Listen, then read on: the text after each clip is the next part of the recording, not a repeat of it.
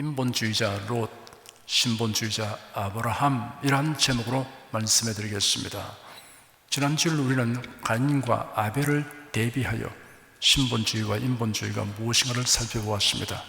오늘은 아브라함과 롯을 대비하여 살펴보겠습니다. 하나님이 사람에게 주신 최초의 법은 하나님의 명령에 대한 순종의 법이었습니다. 하나님의 명령은 매우 단순하고 명료했습니다. 선악과를 먹지 말라는 것입니다. 인류의 조상인 아담은 하나님의 명령에 불순종하였습니다. 금지된 선악과를 먹었습니다. 이 불순종의 죄와 그 결과에 대한 이야기는 아담의 후손 대대로 전하여졌습니다. 당시는 글이 아니라 구전으로 알려졌을 것입니다.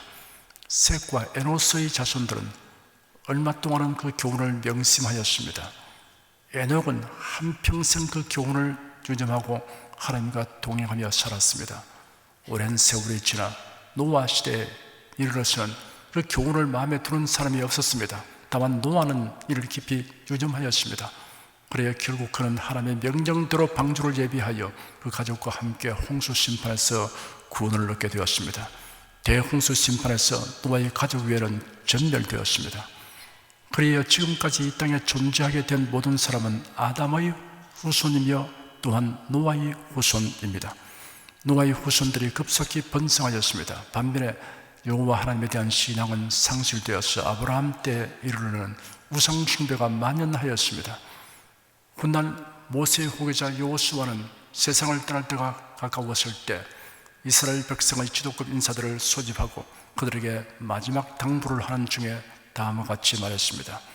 여호와 이스라엘의 하나님께서 말씀하시기를 옛적에 너희 조상들 곧 아브라함의 아버지며 나홀의 아버지인 데라도 강 저편에 살며 다른 신들을 섬겼으나 내가 너희 조상 아브라함을 강 건너편에서 이끌어내어 가나안으로 인도하였다라고 하셨다. 여기서 말하는 강 저편이란 갈대아 우르입니다. 메소포타미아의 커다란 두 강 유브라테스와 티그리스가 합류하는 곳에서 과히 멀지 않은 곳에 오늘날도 우르의 폐허가 남아 있습니다. 이 도시의 폐허 속에서 항구의 유적을 찾아볼 수 있습니다. 이 항구는 당시에 중동으로 가는 입구가 되었고 유브라테스 강을 끼고 비옥한 초생달 지역이라 불리는 지역을 돌아 다메섹으로 가는 대상들의 길로 통하였습니다. 나아가 나일강의 애굽 문명권으로 통하게 되어 있었습니다. 이처럼 고대 세계가 교류하는 교차점이었던 갈대아 우르는 세상이 돌아가는 사정에 대한 지식을 폭넓게 얻을 수 있는 곳이었습니다. 아브라함이 이러한 곳에서 얻은 정보로는 온 세상이 하나님을 도외시하는 우상 숭배로 가득 차 있다는 사실이었습니다. 동물 숭배로부터 태양신 숭배까지 온갖 괴상망측한 행동을 하는 신들을 숭배하는 이야기까지 들을 수 있었습니다. 아브라함은 이러한 잡다한 신들, 이러한 우상들과는 다른 거룩하고 위대한 하나님을 알기 원했을 것입니다. 하나님은 만물을 만드신 창조주 하나님을 진심으로 찾는 자를 만나시고 자기를 계시하십니다. 예레미야 29장 13절에 너희가 전심으로 나를 찾고 찾으면 나를 만나리라 하였습니다. 아브라함은 우상 숭배를 배격하고 타락한 세상의 문화를 혐오하면서 하나님을 찾던 중에 유일하신 창조주 하나님을 알게 되었습니다. 정확히 말하자면 하나님께서 아브라함을 택하시고 아브라함에게 친히 자신을 계시하셨던 것입니다. 이 모든 일은 아브라함이 성경의 인물로서 등장하기 전에 있었을 것입니다. 하나님께서는 인간 구원의 계획을 이루시고 또한 구속의 은혜와 진리가 온 세상에 명백하게 전파대로 하기 위해 한 민족과 나라를 세우기로 작정하셨습니다. 이를 위하여 하나님은 아브라함을 택하셨으며 드디어 아브라함을 부르시고 그에게 가나안으로 가도록 명령하셨습니다. 교회의 초기에 스데반 집사가 산헤드린 공회에서 다음과 같이 증언하였습니다. 여러분 부형들이여 들어보시오.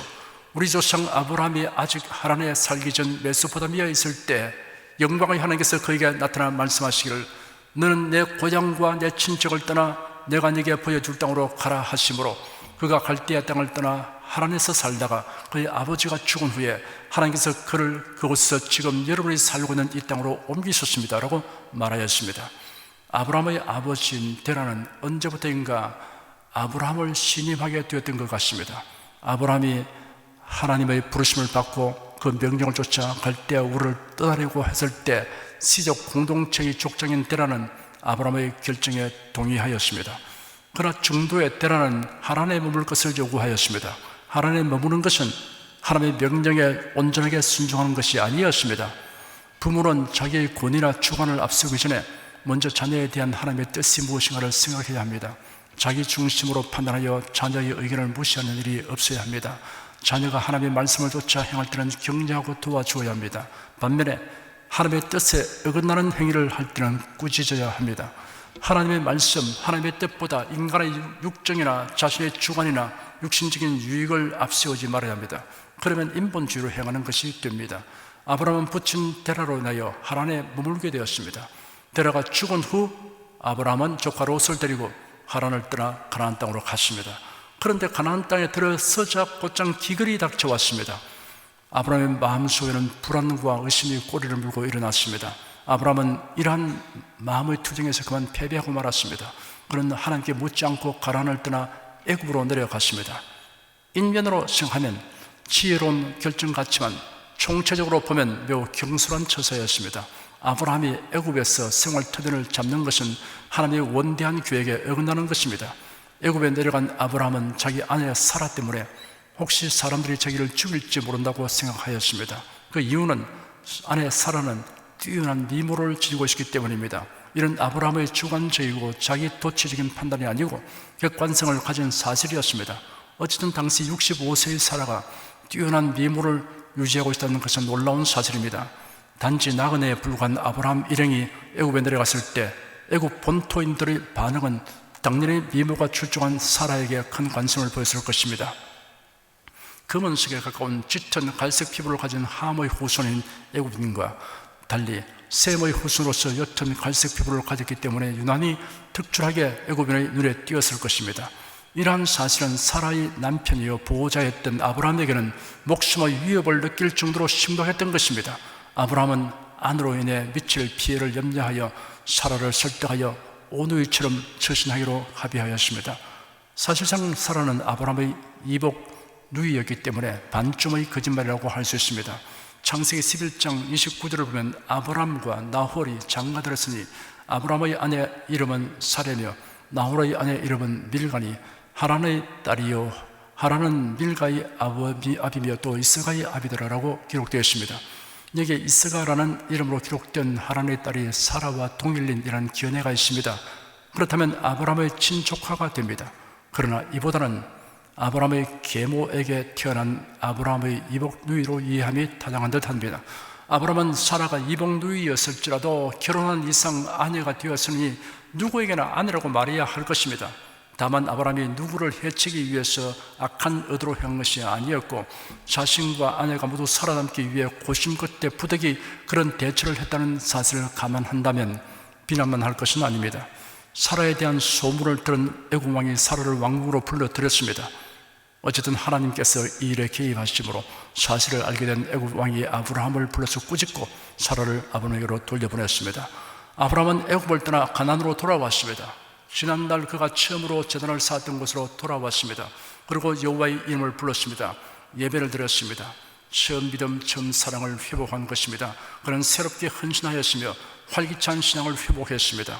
지금까지 말씀드린 내용은 본론에 들어가기 위한 배경 설명입니다. 오늘 말씀드리고자 하는 핵심은 아브라함과 롯을 대조하여 살펴볼 수 있게 하는 사건들에 있습니다. 어느덧 아브라함은 거부가 되었습니다. 육축과 은금이 풍부하였습니다. 아브라함의 조카 롯도 소유가 많아졌습니다.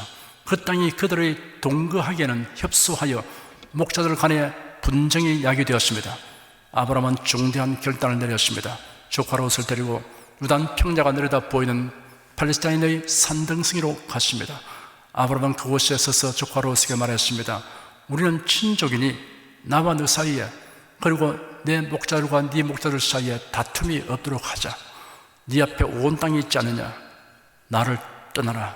만일 네가 왼쪽으로 가면 나는 오른쪽으로 가고 네가 오른쪽으로 가면 내가 왼쪽으로 가겠다. 아브라함은 롯에게 거주지의 선택의 우선권을 주었습니다.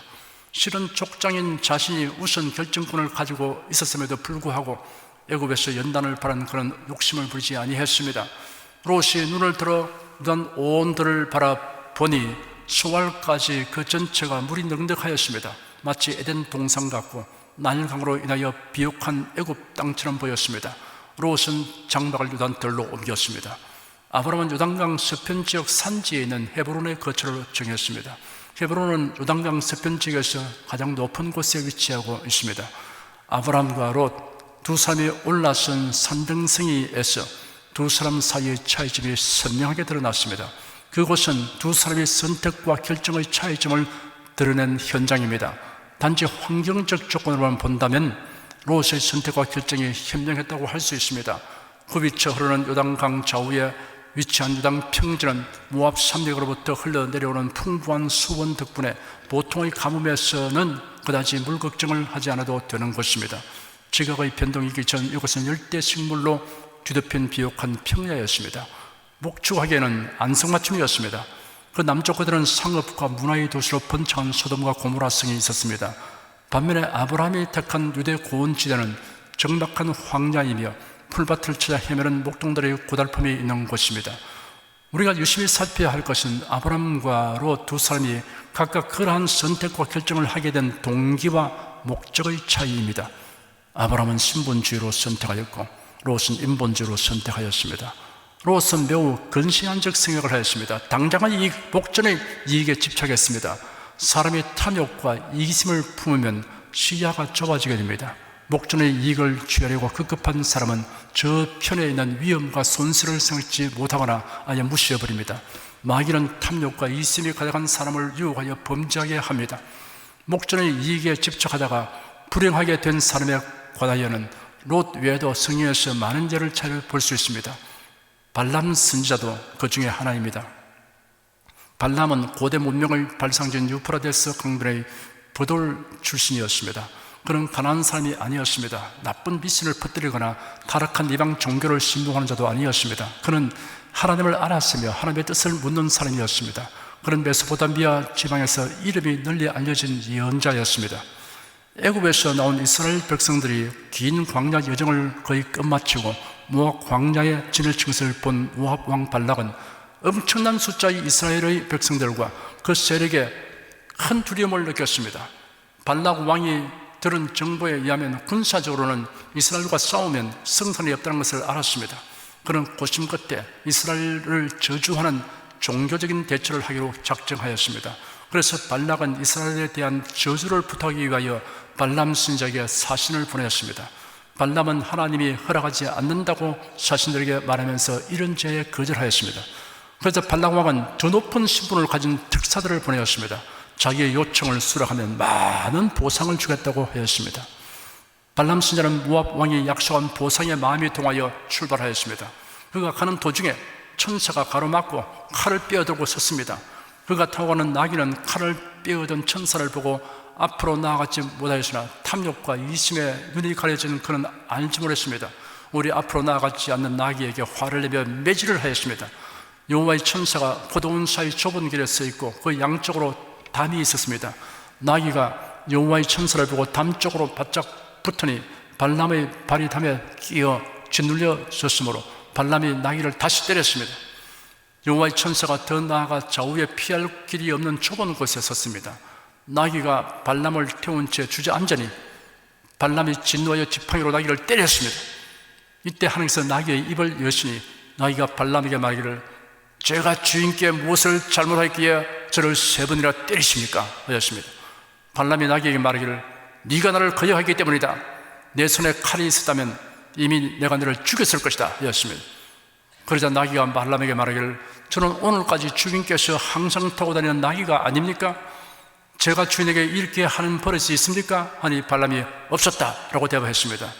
나귀는 주인이 격에 맞지 않는 처신을 하는 것을 보고 꼴까봐네 라고 대꾸하고 싶었을지도 모릅니다. 그때 여호와의 천사가 발람의 눈을 여시니 여호와의 천사가 칼을 빼어들고 있는 것을 보고 발람이 기겁을 하여 머리를 숙여 엎드렸습니다. 여호와의 천사가 그에게 말했습니다. 왜 네 나귀를 3번이나 때렸느냐? 네 길이 내 앞에서 패역함으로 내가 너를 막으려고 왔다. 나귀가 나를 보고 이와 같이 3번이나 내게서 피하였다.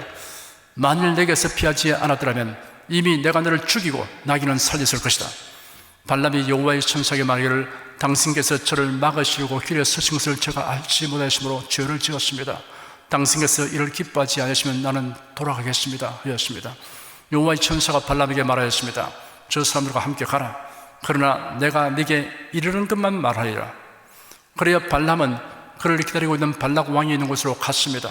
발락 왕은 반색했습니다. 그리고 융숭하게 식사 대접을 한 후에 발람을 데리고 이스라엘 백성의 진이 내다 보이는 곳으로 갔습니다. 그런데 발람은 이스라엘을 저주하지 못하고 도리어 축복하였습니다.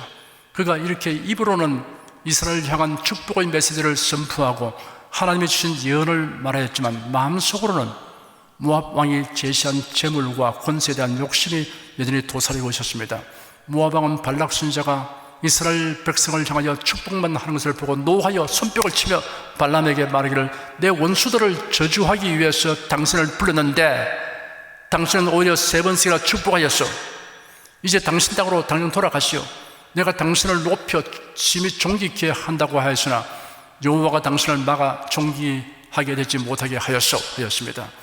발람은 모압 왕과 작별하고 돌아갔습니다. 그러나 그 작별은 일시적인 것이었습니다. 그는 자신의 탐욕 때문에 다시 모압 왕을 찾아갔으며 이스라엘 백성을 우상 숭배에 연루시키는 계교를 일러주었습니다. 그의 계교는 적중하여 이스라엘 백성의 다수가 하나님의 징벌로 죽었습니다. 발람은 그 대가로 발락 왕이 주는 재물과 부귀 영화를 얻었지만 결국에는 이스라엘이 모압을 점령할 때 칼로 배임을 받고 말았습니다. 수치스러운 종말을 맞이했습니다. 만일 발람이 사람 중심이 아니고 하나님 중심으로 행동하였으면 훌륭한 선지자가 되었을 것입니다.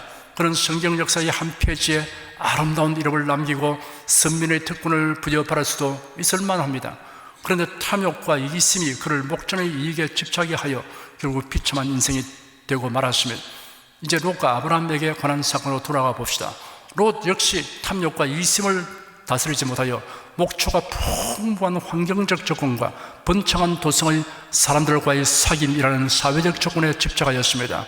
소돔과 고모라 성이 얼마나 타락한 도성인가라는 것을 안다면 도저히 가서는 안 되는 것입니다. 유단들로 장막을 옮긴 롯은 드디어 소돔 성으로 자기의 장막을 옮겼습니다. 롯은 인본주의로 행동했던 것입니다. 인본주의란 하나님을 도외시하고 사람 중심, 자기 중심으로 생각하고 행동하는 것입니다. 그 결과 롯이 얻은 것이 무엇입니까? 그런 재산도 크게 늘어났을 뿐 아니라 소돔성의 재판관까지 되었습니다. 아마 그가 마음속으로 품고 있었던 야망이 모두 실현된 것으로 여겼을지도 모릅니다. 그러나 소돔 고모라가 북방의 연합군에게 침략을 받았을 때 포로 신세가 되었습니다.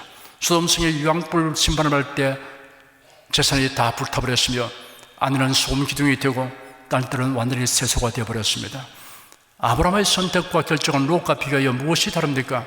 아브라함은 신본주의로 행동하였습니다. 자기 중심이 아니라 하나님 중심으로 결정했습니다. 경건 생활에 유리한 방향으로 선택하고 결정했습니다. 경건한 생활을 추구하고 하나님 중심으로 사는 사람은 인생을 높이 멀리 내다보게 됩니다.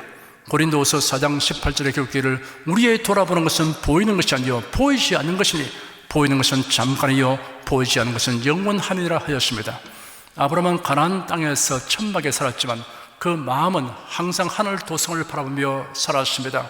히브리서 11장 9절 10절에 보면 믿음으로 저가 외방에 있는 것 같이 약속하신 땅에 우거하여 동일한 약속을 유업으로 함께 바른 이삭과 야곱으로 더불어 장막에 거하였으니 이는 하나님의 경영하시고 지으실 터가 있는 성을 바랐음이라 하였습니다.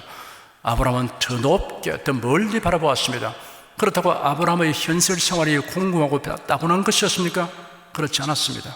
롯이 아브라함에게서 떠난 후에 하나님께서 아브라함에게 말씀하셨습니다. 너는 눈을 들어 너희 있는 곳에서 동서남북을 바라보아라. 네가 보는 모든 땅을 내가 너와 네 자손에게 영원히 줄 것이다.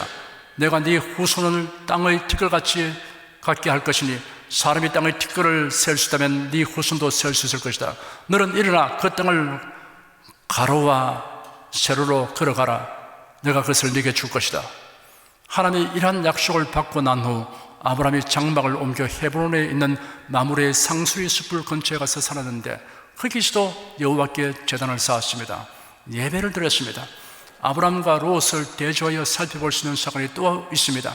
아브라함 당시에 시날 왕 아므라벨과 엘라살 왕 아리옥과 고임 왕 디달이 엘람 왕 그돌라오멜의 지휘 아래 소돔, 고모라, 아드마, 스보임, 소알 등 가나안 땅 사해 연안의 5 동맹국 왕들을 공격했습니다. 주전 2082년경에 있었던 가나안 남북 전쟁이었습니다. 이 전쟁의 발달은 이러합니다. 12년 동안 가나안 땅의 왕들은 그돌라오멜 왕을 섬겨 조공을 바쳐오다가 13년째 되던 해에 반역하고 조공을 받지 않았습니다. 그러하자 14년째 이르러 그돌라오멜은 이를 징벌하기 위해 4개국 연합군을 편성하였습니다. 메소포타미아의 여러 지역에서 연합된 연합군들은 사해 연안의 5나라 동맹국과의 일전을 위해 이들이 포진한 사해 남동 끝의 시딤 골짜기로 향하였습니다. 사해 연안 동맹국들이 메소포타미아 연합군을 맞아 싸움터를 시딤 골짜기로 정한 것은 이곳은 역청 구덩이가 흐렸기 때문에 역청 구덩이를 저지선으로 활용하여 유리한 위치에서 전쟁을 수행하기 위함이었을 것입니다. 역청은 바벨성을 쌓는 재료로도 사용되었는데 암갈색을 띠며 접착력이 강한 아스팔트입니다. 사해 근방에는 오늘날도 역청 구덩이가 있습니다. 어떤 것은 길이가 35m, 깊이가 5m를 넘습니다. 침략군을 물리치기 위해 역청 구덩이가 많은 시딤 골짜기를 전장으로 정한 5나라 동맹군, 우리 전쟁에서 큰 패배를 맛보고 말았습니다. 전세는 기울어지고 소돔 왕과 고모라 왕의 군대들이 패주하기 시작했는데 일부는 시딤의 역청 구덩이에 빠졌고 나머지는 산으로 달아났습니다. 일이 안 되려고 하면 자신이 파놓은 함정에 자신이 빠지게 됩니다. 의롭고 선하고 진실한 자를 해치려고 하는 악하고 불의하고 거짓된 자에 대하여 시편 기자는 하나님이여 저희를 정죄하사 자기 꾀에 빠지게 하여 주시옵소서라고 기도하였습니다. 다윗 왕이 압살롬의 반역으로 인해 왕궁을 떠나 피신길에 오를 때 탁월한 모사 아히도벨이 반역자들에게 가담했다는 소식을 듣고 여호와여 원컨대 아히도벨의 모략을 어리석게 하옵소서라고 기도하였습니다. 결국 그렇게 되어 아히도벨은 자살하였고 압살롬은 전사하였으며 반란은 진압되었습니다. 그돌라오멜 연합군은 소돔과 고모라의 모든 재물을 탈취하고 그곳에 살고 있는 사람들을 포로로 잡아갔습니다.